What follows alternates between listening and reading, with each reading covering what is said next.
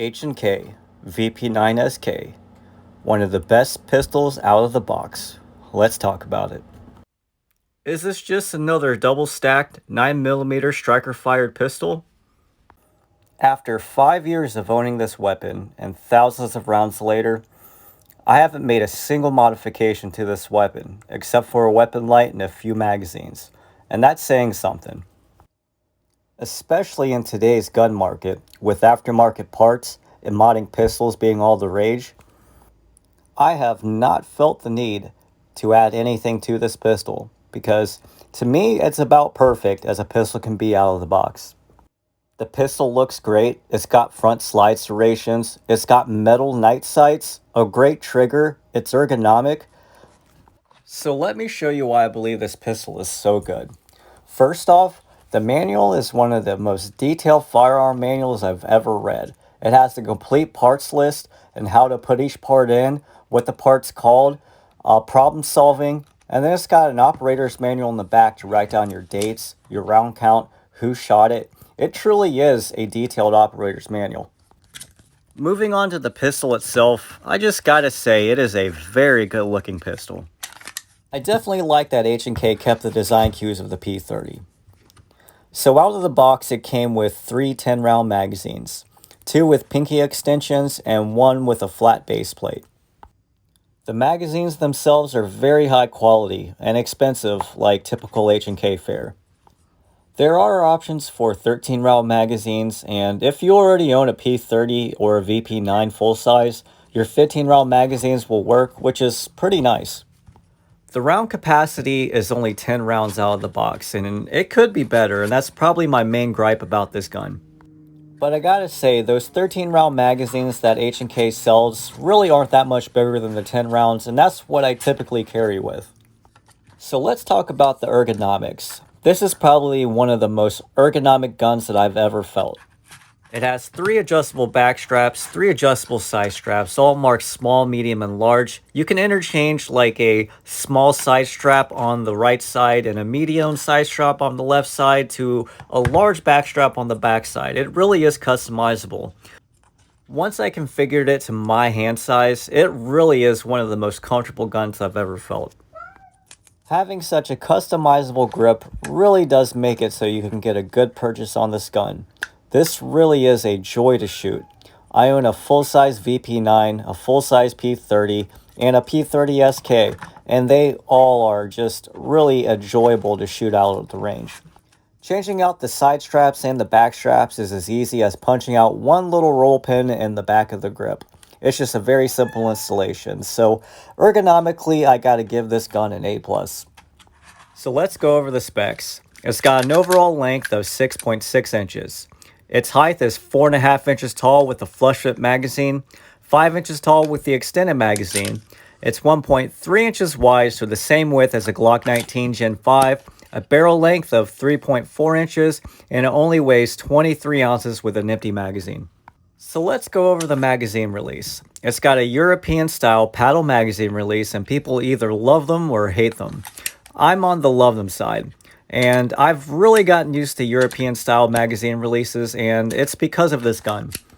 I find that using my trigger finger, it just feels very natural and more ergonomic than using my thumb. But if you're used to a button style, the American button style, then you may not really like this, but it's something that I had to get used to. But once I got used to it, I found that I actually kind of prefer it. So let's go over the sights. There are 2 different versions you can choose from. I opted for the LE version with 3 magazines and the tritium-filled night sights. They're very high quality, they're steel, it's got a nice little ledge on them so you can manipulate this gun, rack the slide one-handed, and you can rack it on a table or another hard surface. They're just very, very high quality sights. So let's talk about the slide stop slide release. It is an ambidextrous one, but I gotta say, that right side is a little more stout than the left side. The left side still works and it still operates. It will still lock the slide back and I had no issues with it. It has 3 full slots of Picatinny on the bottom, which is nice for a subcompact gun.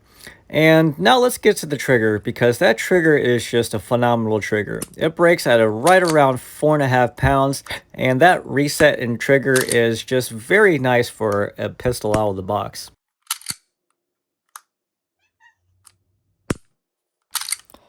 I can consistently pull that trigger up to the wall without breaking it, and the break itself is just very clean. The disassembly of the gun is very easy. You just pull your slide back, move your takedown pin forward, and then pull the slide forward and your slide should come right off. When looking at the internals of the VP9SK, you'll notice it definitely has more than 34 components as opposed to your Glock 19. When taking apart the slide, you'll notice the dual captured guide rod spring. It's metal. It's definitely a nicer one. It has some heft to it for sure.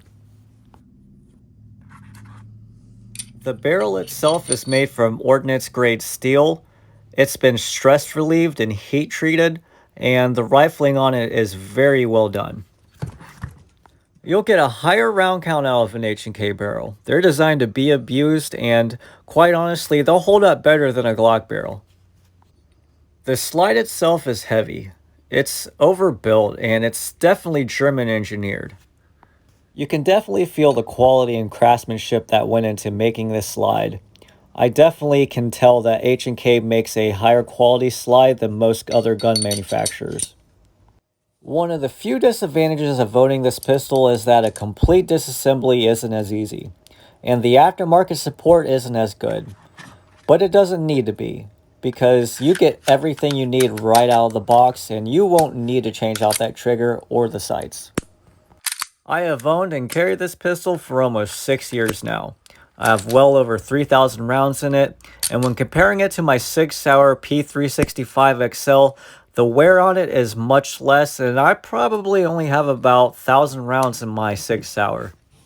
So let's talk about the magazine options. This is the 13 round magazine, and it fits pretty flush, and it's no larger than the 10 round magazine with the pinky extension.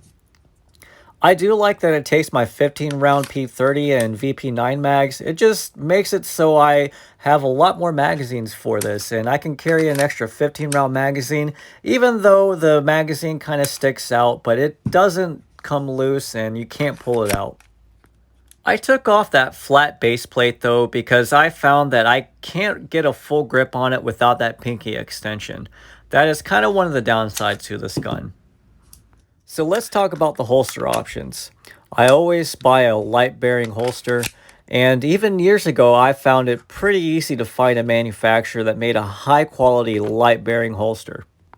So I would have to think on today's market it's even easier to find one with even more options out there. And even 6 years ago I found a high quality holster maker here in Florida, and it's done its job very well. I haven't found a need to upgrade yet. But I will say that with my experience, I have found this gun just to be a little bit wider than some of my other carry options. So let's go over a little size comparison with my other carry options.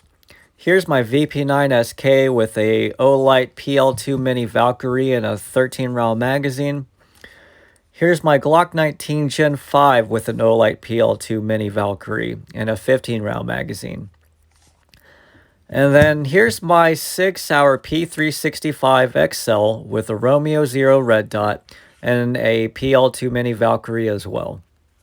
The Sig Sauer also has the 12 round magazine and a recover tactical rail so I could put the light onto it. When comparing the Glock to the VP9SK, I'd say they're actually pretty similar in height, which is kind of weird since the Glock holds 2 more rounds. But ergonomically, the VP9SK well beats out the Glock Gen 5. The overall length of the Glock 19 is definitely longer, but the length of pistol isn't what's hard to conceal, it's definitely the height. But with my body size and my clothing choice, I have found it definitely easier to carry my VP9SK over the Glock. So when comparing the P365 XL to the VP9SK, you gotta remember that the SIG is running a red dot. But when you line it up slide to slide, the SIG is only slightly shorter, and that's because of the angle of the grip. And it only has one less round than the VP9SK. The big difference is in the width. You can definitely tell in the width of the gun that the VP9SK is a much wider gun than the SIG. It is 33% wider than the SIG, but The overall size comparison is very comparable, and the VP9SK is holding 13 rounds to the SIG's 12 rounds. On an engineering standpoint, though, the SIG Sauer is definitely an easier concealed weapon. So why would I ever carry my VP9SK? One word: shootability. I have more rounds through this pistol than any other carry pistol that I own. Whenever I go to the range, I take this to the range. I shoot this. I love shooting this. The trigger makes it a joy to shoot. The ergonomics make it comfortable to shoot. Just everything about this pistol is just made to shoot.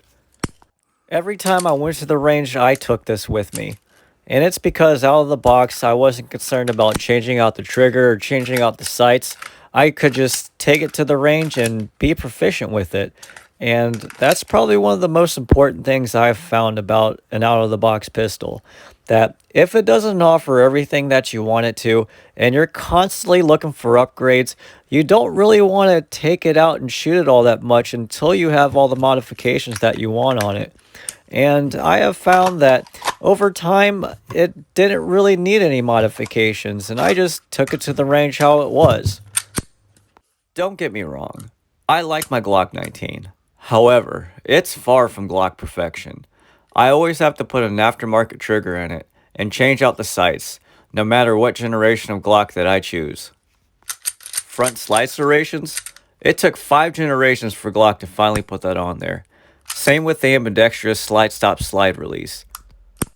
The ergonomics of the Glock aren't bad, but the ergonomics of the VP9SK are just top notch. My biggest complaint with Glock are the sights.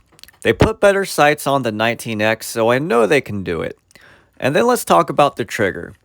If other gun manufacturers like Canik, Walther, and H&K can put a better trigger in there for less money, I also know that Glock can do it. And what about the SIG Sauer P365 XL? It's a lot easier to carry, and it's relatively easy to shoot. However, after carrying it for about 2 years, I have noticed some rust developing on the front sight and part of the barrel, some of the parts of the slide, and just with the 1,000 rounds or so that I have through it, it's shown its wear a lot more than the VP9SK, which I have 3 or 4 times the amount of rounds through it. And that just kind of tells me that it's just a higher quality weapon, the VP9SK is. This isn't my first H&K that I've owned, but this is the first H&K that I've owned that I've really just enjoyed shooting. Even my P30L wasn't as enjoyable to shoot as the VP9SK.